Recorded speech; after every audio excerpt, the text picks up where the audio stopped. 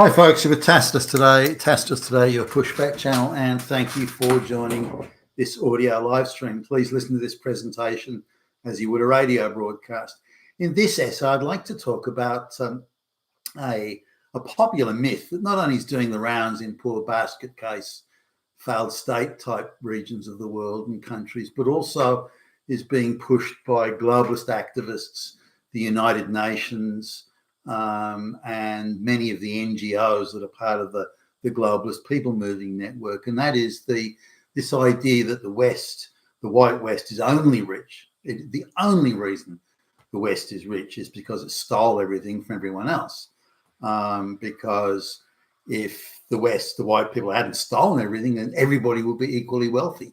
Every country, every region, every place would be exactly equal. Now, of course, that's beyond absurd by any measure, and it's surprising it gets any traction. But I suppose it's the same repeating any idiocy or ridiculous utterance. That if you keep on repeating it, it'll eventually get some sort of traction, and the low IQ folks or the chip on shoulder people will accept it. Well, that's the reason why. I thought my country is poor because we were constantly at civil war and lazy and tribal conflict and this and that. I thought it was that, but it's not. It's because Whitey stole it all. That's why. And then on top of that, the United Nations agitators, NGO agitators, run around all over the third world, whether it be they put in the school teachers, agitator school teachers, or agitators pretending to be school teachers, and telling these people, telling them that, well, you should go to the West. You go to the West because they've got all the money they stole from you. So you go over there and get back some of the stuff that they stole from you.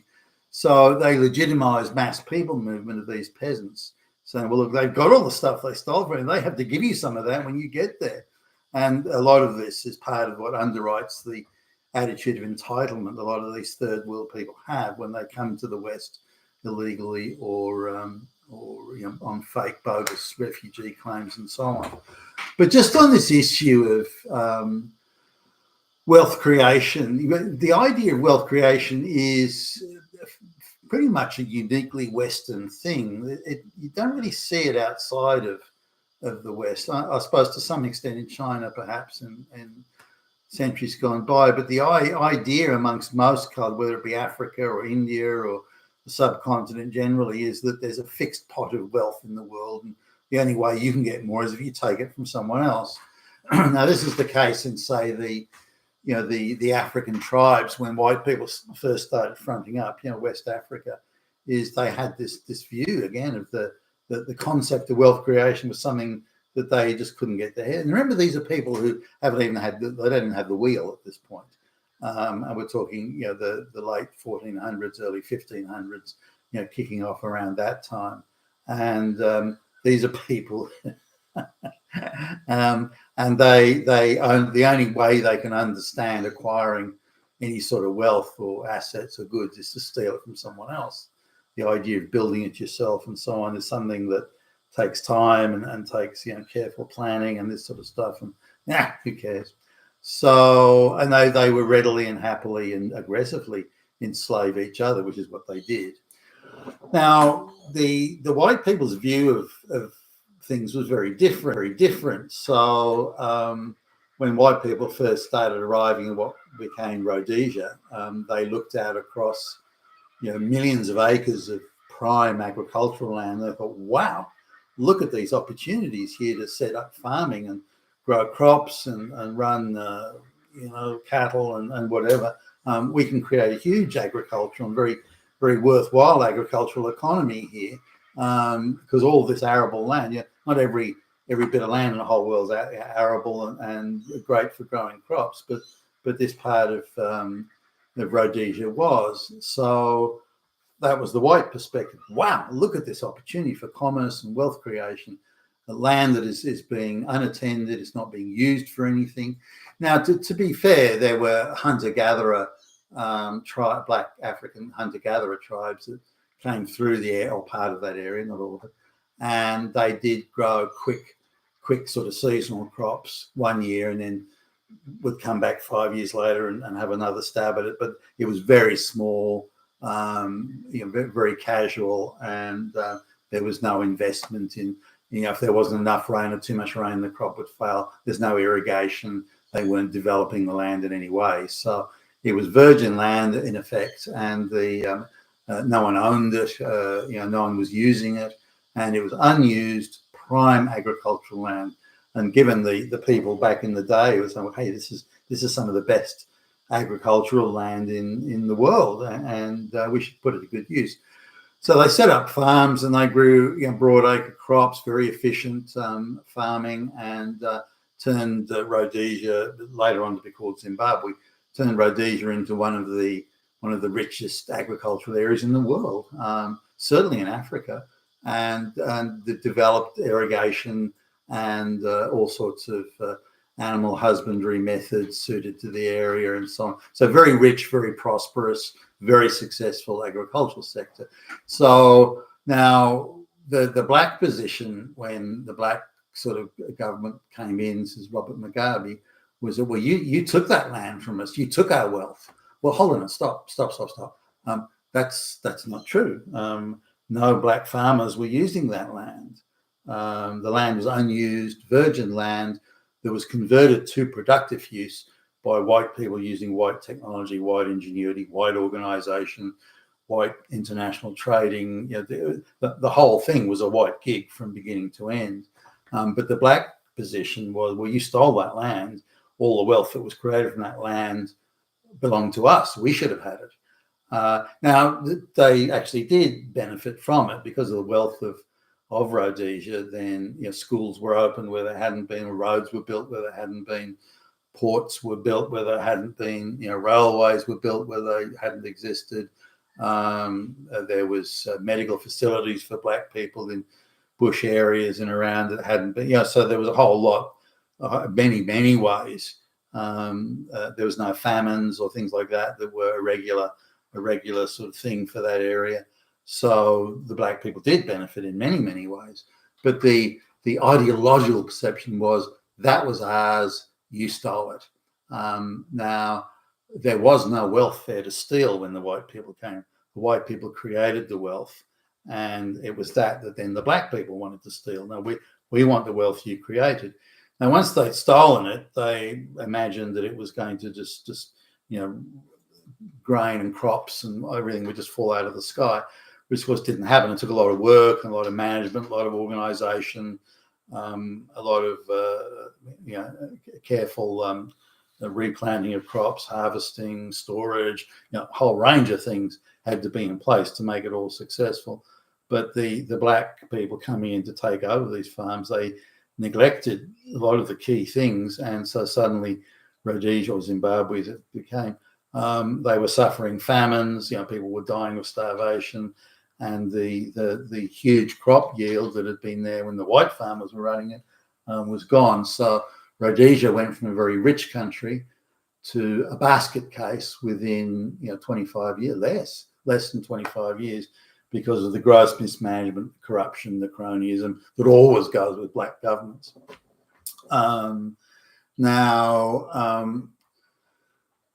This is the same pretty much around the world. White people have a unique perception of wealth creation that's not shared widely outside of white societies. You see little pockets of it here and there, but typically, even to a large extent the Chinese too, the idea is you exploit the people at the lowest end. They deserve to die anyway. India, China, Africa, all these places. The wealth is extracted from the peasants and then kept artificially sort of corralled off type wealth. And the wealth and splendor of, say, the Forbidden City, the Chinese emperors, the wealth was astonishing.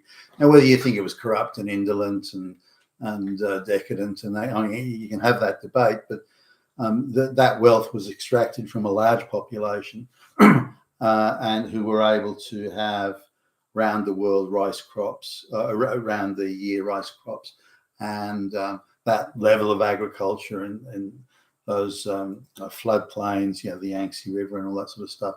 Those floodplains had a huge bounty of agrarian, in this case, rice production, and of course the Han Chinese subjugating the others and concentrating that wealth among the Han warlords, and again the splendor, the magnificent splendor of the Forbidden City, indicating quite clearly that concentration of wealth. Now, if you look around the world and try as you may, you won't find another example, as in other racial or regional examples of wealth creation. You can find areas of the world that have heavy population concentrations, and everything gets stolen from those people, and that leaves little tiny little pockets of wealth. You can see that. And how was the Taj Mahal built? How are the pyramids built? All this sort of thing. Masses of labor being brought in around a very rich river valley where they have natural floodplains that deliver annually deliver high quality soil into the area, and that creates an high agricultural. So it's not down to the productive behavior of the people, even though in the case of the Egyptians, for example, they did do quite a lot of work in irrigation ditches, things of that nature, storage, and so on. Now, because of this difference, white people, even going back to the 1400s, if you look at the GDP per head calculations of, say, Western Europe as compared to the richest countries in the world at the time, richest, when I say richest in terms of total mass, India and China had the two biggest populations of the world, and if you look at one citizen, if you like, one person was considered to be one unit of output. So on that basis, because India and China were the most populous, they had the biggest output. But the per capita output, the productive output per capita, was very low in those countries and comparatively much higher in Western Europe. Now, Western Europe, whether you say it's part of the Black Plague or something that's a hangover from the very productive Romans and the Roman engineering, which is, again, the Romans created wealth on a scale that was unimaginable previous to the Roman engineering, such as their ability to move water around, irrigation, and so on. Now, wealth was something that or productive wealth in the case of Western Europe came from things like using water wheels, using windmills to grind grain, and use of the shipping was quite advanced back in the day for, say, small time going out a short distance to catch fish, those sorts of things, and there were little pockets, little areas of agriculture, drainage, all that sort of stuff, that when you combine it was the GDP of Western Europe was considerably higher than other places. So the idea of wealth creation coming from underutilized or unutilized resources, and then more productive ways of extracting wealth, as in water wheels, windmills, or as time went on, the Industrial Revolution, the spinning jenny, the steam engine, and so on. This is something that other societies didn't go through in anywhere near the extent that that Western Europe did.